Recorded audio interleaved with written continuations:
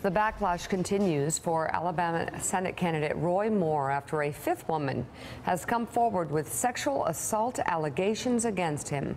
In a news conference yesterday, Beverly Young Nelson said when she was 16, 40 years ago, Moore was a regular customer at a restaurant where she worked.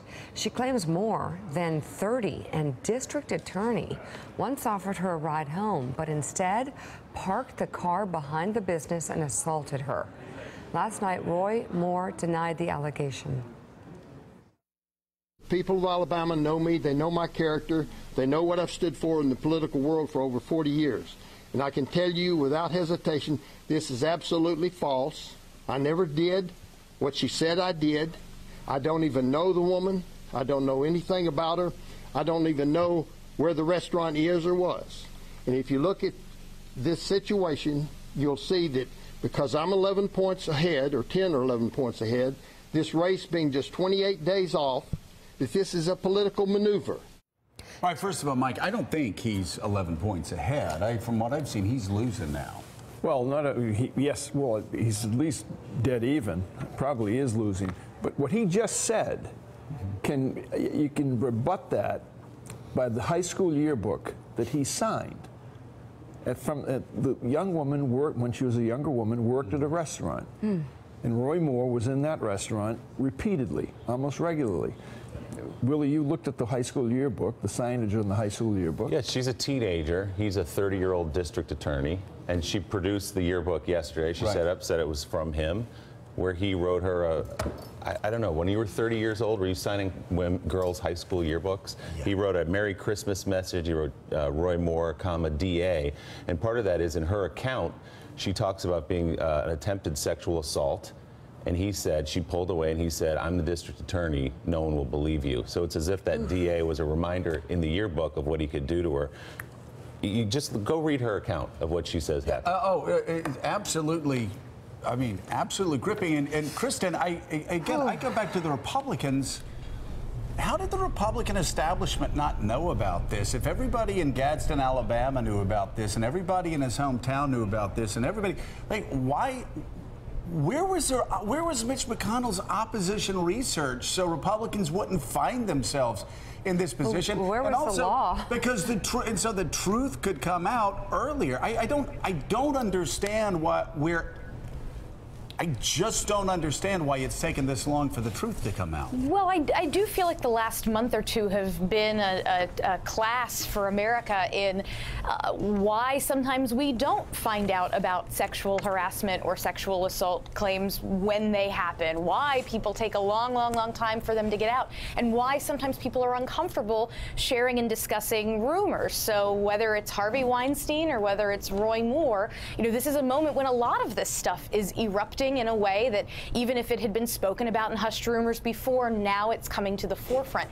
So I don't look at this as this is some massive opposition research failure. Certainly it would be better for Republicans to have known this and to have brought it up during the primary. But I think now, thank goodness you have someone like Cory Gardner at the NRSC who said if this man wins, he should not be seated in the Senate. The way that so many folks in my party have played footsie and fast and loose with what their values are and what is right in order for political gain in the last year or two has just been disheartening for me. And watching somebody like Senator Gardner stand up and say absolutely not has been was a bright light in a political world of darkness. And I understand, Willie, what Kristen's saying about the whispers against serial assaulters.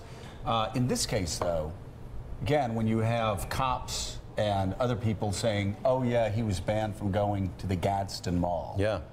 I just wish that when this guy was running for Supreme Court back in 2000. Yeah. The right thing had been done. The right,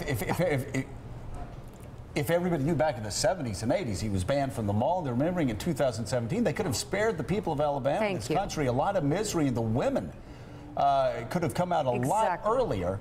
If this hadn't come out in 2000, it's mind-boggling. And again, banned from the Gadsden Mall, not for smoking in the Tower Records, but because he had a penchant for picking up teenage girls, and parents didn't want him around there. Let's go to Montgomery, Alabama. That's where we find MSNBC's Vaughn Hilliard. Vaughn, good morning.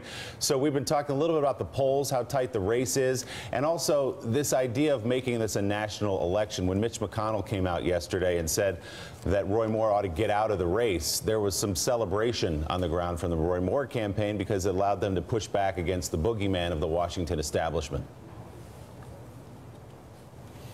Exactly. This is. I haven't been to the Gadsden Mall, you guys, but I have been through Montgomery. We've been in the suburbs of Birmingham. And if you're looking at this from a political race, you were mentioning the polls there. The Democrat Doug Jones has a legitimate shot in this race. If you go back to 2012, I talked with the gentleman who ran as a Democrat, Bob Vance, for Chief Justice against Roy Moore. He lost by just 3 percentage points in that 2012 race. And he was telling me if Doug Jones focuses on this, he called them the kitchen table issues, jobs, education, health care, and homes in and doesn't allow these allegations to distract from his message, he has to become palatable to Republicans. Donald Trump had the highest vote total in Republican presidential history just 1 year ago. So Doug Jones has got to make the pitch that he's a man of Alabama and that he is somebody that is not distracted by these things. And as part of that, he actually was supposed to go to a fundraiser in Washington, D.C. today with the likes of Kamala Harris, Cory Booker, and some other Democratic senators and lobbyists. And I was talking with a campaign official last night. They've canceled those plans. He's staying here to focus as they said, and talking to the voters and the issues that are important to them here. So if you listen to some of the people who support Roy Moore down in Alabama, even in the hours and days right after all these allegations came out, they said, well, I don't love what I'm hearing about Roy Moore, but the alternative is to put a Democrat in the United States Senate. And to me, that's worse. That's what some of them said. Is that the sort of vibe you're getting on the ground there?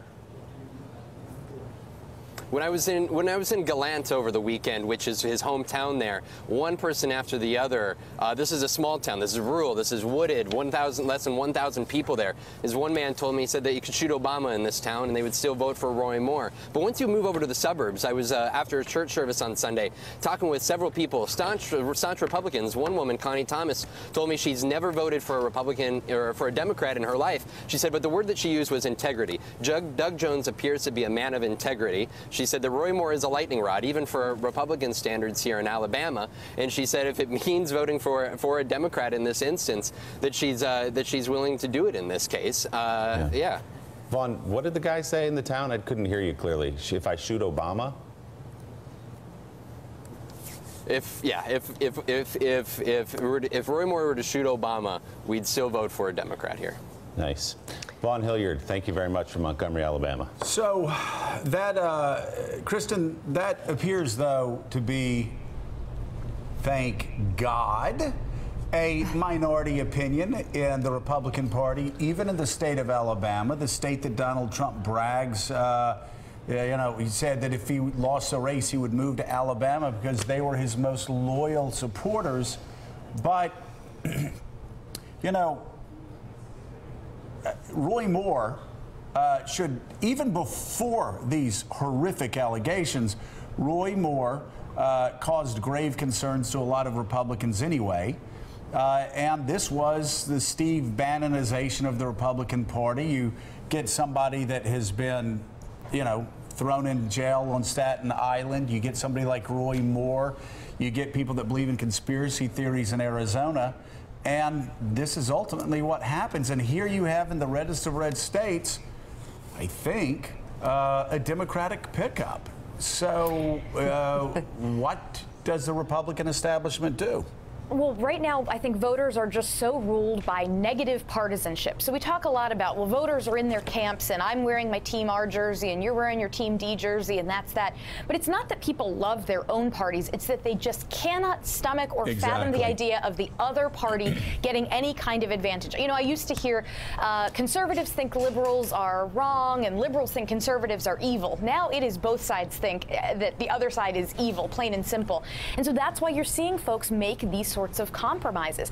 And I completely get why Roy Moore is deciding that he's going to be defiant and say that none of this is true, even though there's now evidence, because we live in a political environment where people are willing to believe that the other side can't possibly be right. They must be acting in bad faith. They must be lying. And so if they're lying, it means this guy is just a victim. So, you know, it would not surprise me if Roy Moore still gets elected to the United States Senate. And frankly, if he does and he gets thrown out by the Republicans who choose not to seat him, he will go down as a martyr in some quarters, as someone who stood up to the establishment and was such a disruptor that, look, even his own party didn't want him there because they knew he was going to be a part of draining the swamp. I mean, that is just the incentives that are at play right now in this race. It's why Roy Moore is doing what he's doing, even in the face of this evidence. I think it'll be close, but I think at the end of the day, he's going to lose. I think what happened to Todd Akin in Missouri is going to happen to Roy Moore in the state of Alabama, a state that has only gone Democratic in a presidential race one time